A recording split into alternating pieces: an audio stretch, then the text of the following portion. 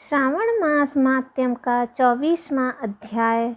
श्री कृष्ण जन्माष्टमी व्रत के महात्म्य में राजा मितजित का आख्यान।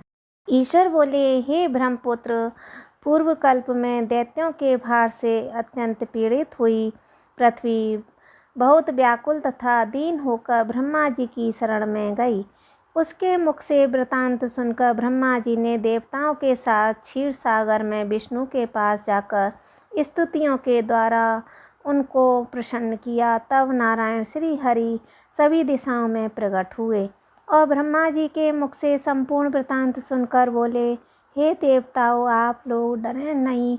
मैं वासुदेव के द्वारा देवकी के गर्भ से अवतार लूँगा और पृथ्वी का संताप दूर करूँगा। सभी देवता लोग यादवों का रूप धारण करें। ऐसा कहकर भगवान अंतर्ध्यान हो गए। समय आने पर वह देवकी के गर्भ से उत्पन्न हुए। वासुदेव ने कंस के भय से उन्हें गोकुल पहुंचा दिया और कंस का विनाश करने वाले उन कृष्ण का वहीं पर पालन पोषण हुआ। बाद में मथुरा में आकर उन्होंने अनुचरों सहित कंस का वध किया और पुरवासियों ने आदरपूर्वक प्रार्थना की, हे कृष्ण, हे कृष्ण, हे महायोगिन, हे भक्तों को अभय देने वाले, हे देव, हे शरणागत वत्सल, हम शरणागतों की रक्षा कीजिए। हे देव, हम आपसे कुछ निवेदन करते हैं, इसे आप कृपा करके हम लोगों को बताएं। आपके जन्मदिन के कृत्य कोई भी नहीं जानता है, वह सब आपसे जानकर हम सभी लोग उस जन्मदिन पर वर्धापन नामक उत्सव मनाएंगे। अपने प्रति उनकी भक्ति, श्रद्धा और सौहार्द देखकर कृष्ण ने अपने जन्मदिन के संपूर्ण कृत्य को उनसे कहा। उसे सुनकर उन पुरवासियों ने भी विधानपूर्वक उस व्रत को किया। तब भगवान ने प्रत्येक व्रतकर्ता को अनेक प्रकार के वर प्रदान किए। इस प्रसंग में एक प्राचीन इतिहास में कहा जाता है, अंग देश में उत्पन्न एक मितजित नामक राजा था। उसका पुत्र महासेन सत्यवादी था तथा सन्मार्ग पर चलने वाला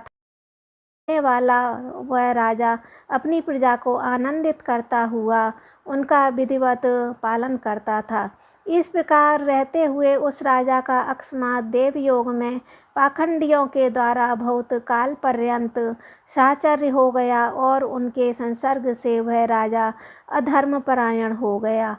वह राजा वेद शास्त्र तथा पुराणों की बहुत निंदा करने लगा और वर्णाश्रम के धर्म के प्रति अत्यधिक देशभाव से युक्त हो गया। हे मुनि श्रेष्ठ, बहुत दिन व्यतीत होने के पश्चात काल की प्रेरणा से वह राजा मृत्यु को प्राप्त हुआ और यमदूतों के अधीन हो गया। के द्वारा पास में बांधकर पीटते हुए यमराज के पास ले जाते हुए वह बहुत पीड़ित हुआ। दुष्टों की संगति के कारण उसे नरक में गिरा दिया गया और वहाँ बहुत समय तक उसने यातनाएं प्राप्त की। यातनाओं को भोगकर वह पाप के शेष भाग से वह पिशाच योनि को प्राप्त हुआ। भूख और प्यास से व्याकुल वह भ्रमण करता हुआ मारवाड़ देश में आकर किसी वैश्य के शरीर में प्रवेश करके रहने लगा। वह उसी के साथ पुण्यदायिनी मथुरापुरी चला गया। वहाँ पास में ही रक्षकों ने उस पिशाच को उसके गृह से निकाल दिया। तब वह पिशाच वन में तथा ऋषियों के आश्रम में भ्रमण करने लगा।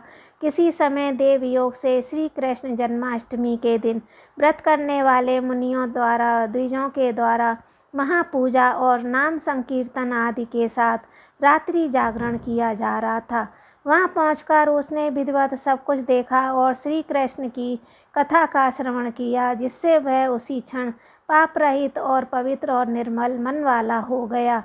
वह यमदूतों से मुक्त हो गया और प्रेत योनि छोड़कर विमान में बैठ दिव्य भोगों से युक्त विष्णु लोक पहुँच गया। इस प्रकार इस व्रत के प्रभाव से पिशाच योनि को प्राप्त उस राजा को विष्णु का सानिध्य प्राप्त हुआ।